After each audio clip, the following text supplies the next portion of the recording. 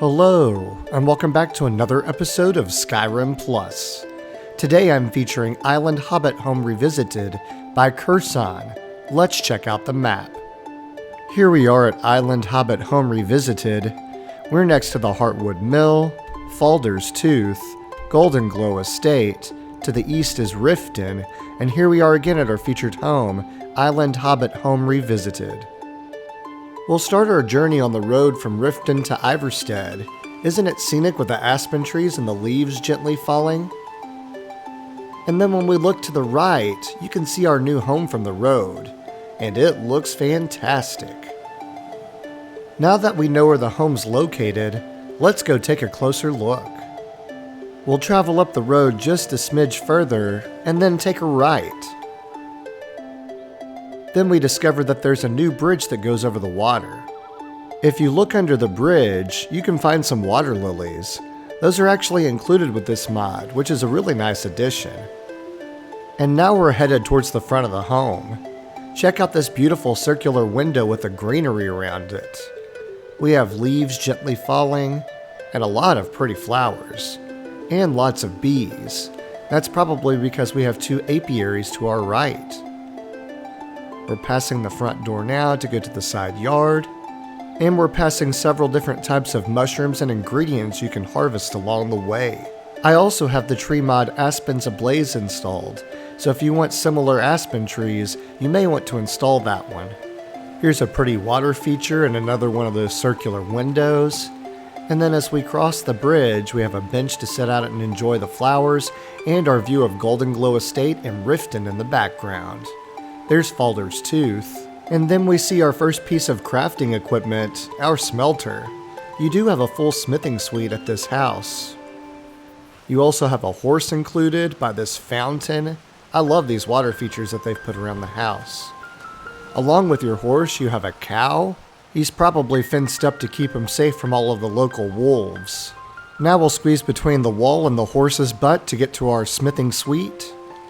You have some dark elf lanterns lighting the space. Here's your anvil and forge, your grindstone, your workbench, and your tanning rack. So that completes the suite. And now we'll squeeze through here to see what the rest of the property has to offer. We have some more gourds. Look at those beautiful water lilies. You've got some ash yams, some wheat, carrots, potatoes, some leeks, some chickens clucking about. Looks like you have some cabbage back there. And then underneath this structure, you have some chicken's eggs that you can harvest. Okay, now we're going to take a leap over this water so we can get to this little island over here.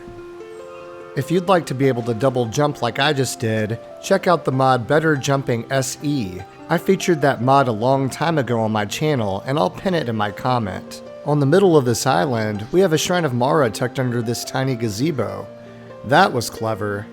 Now we'll head back to the main island, and we'll use our double jump. Also, before I forget to tell you, this home is free and unlocked, but you have to discover its location before you get an icon for the map. I like these pavers he gave us to the back door, and the back door actually leads to the same room as the front door, just so you know. And you also have some really pretty mountain flowers just outside of the door. You also have this nice boat dock with a view of the Heartwood Mill and the Treva River, as Lake Honrich starts on the other side of the home. This seems like a good spot to use a Fish Anywhere mod if you're into that. Okay, as we head back, we can see some butterflies, and there's your wood chopping block with a woodcutter's axe. And then as we come up these stairs, you have a picnic area.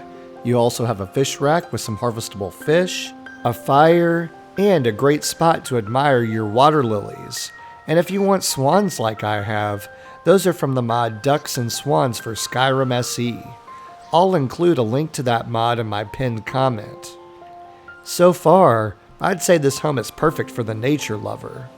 But now that we've seen the outside of the home, let's see what the inside has to offer. And now we've made our way inside of our new home, and look at the beautiful lighting by these dark elf lanterns. You can see the back door that leads out to that boat dock that we saw earlier. There's a cozy fireplace with the Shrine of Zenithar on the mantle and a couple of chairs to relax. There are a couple of bookcases and some drinks. And then as we come back around, we find a ton of bookcases for the bookworms of Skyrim. We also have this chest for extra storage, and as we turn back towards the front door, you've got a couple of weapons racks and a place to kick off your shoes at the end of the day. Now we'll head down this hallway to the kitchen and the dining room. And as we enter, you can see that we have a butter churn, a cooking pot, tons of harvestable ingredients, your oven. Here's a large sink. Look at all of those baked goods. That's making me hungry. There's that circular window that we saw from the outside earlier. And then here's a really large dining room table. Here are some barrels for extra storage, some vegetables, some wine. And as we head down this hallway, we find a display case for your insects in a jar on this side. And then on the other side, you have some cheese and honey. Now we're going to head through here where we find an alchemist's paradise.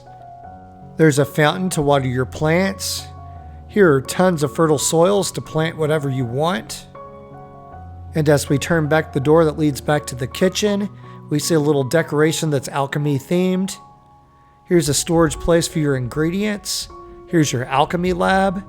And then here's named storage for your potions and your poisons. And now we're back to that fountain where we started. Since we've seen everything on this side of the home, let's head down the hallway to see what's on the other side. While we're headed that way, I wanted to let you know that this mod author also made another Hobbit home on Lake Honrich called Cozy Lakeside Cabin, which I've previously featured on the channel. I'll pin the link to that feature in my comments. And now we found our way to the master bedroom that has a bookshelf, a mannequin, a cozy fireplace. There are several maps of both Solstheim and Skyrim. There's a statue of Dibella, and here's your bed with a chest for storage. When you come over here, you find a note from the previous owner. His note explains that he and his family had many happy memories here, but once his daughter got married off, he became restless with his loneliness, and he wanted to go see the wonders of Blackreach one more time. And even if he comes back, he won't need any of his possessions anymore, so feel free to use his home. He also said the family from the Heartwood Mill would come and take care of the animals and the crops, so that gives you some backstory for the home. Now that we know the backstory of the home, let's head to our next area. On our way, there's another weapons rack to show off more of our favorite weapons. And when we enter this next space, the first thing I notice is this beautiful tree. You also have a candlelit tub, a shower, a bench and some plants, and a cot for your follower to stay. The door in the back leads to an armory, and the next one leads to the sauna, and then this hallway over here leads to your follower's room, and then here's your arcane enchanter with storage for soul gems. Now let's go down these stairs, and we'll check out the sauna. And you can see the steam coming out. There's a bench for you to sit, a shrine of Dibella, and some embers to keep the heat. Now that we've seen the sauna, we're going to go ahead and take a right from here, and we're going to go check out our armory. And when you enter, you have some display cases right in front of you for storing bows, swords, maces, and axes. Here are 4 mannequins to display your best armor sets, tons of weapons racks, and here's a large chest for storing your heavy armor. And in the back, you have a display for the Shrine of Akatosh, Talos, a statue of Azura, and a display for all of the Dragon Priest masks. And you also have this unique bow. It's called Hectaheim's Spirit, and it weighs 5 and causes 16 base damage, so it's pretty effective. Moving on, there's that Shrine of Talos we mentioned earlier. Here are 4 more mannequins. There are some more weapons racks in the back, and then there's a large chest to store your light armor. And now we're back in our bathroom/foyer, and we're going to head straight towards the arcane enchanter, but take a left to go down this last hall to see the follower's room. You'll pass 2 dressers and a shrine of arcane along the way to your follower's room that offers 2 beds. Now some of you will see that doll, a wooden sword, and a Dwemer toy and think this is a kid's room, but it's not Hearthfire multiple adoption compatible.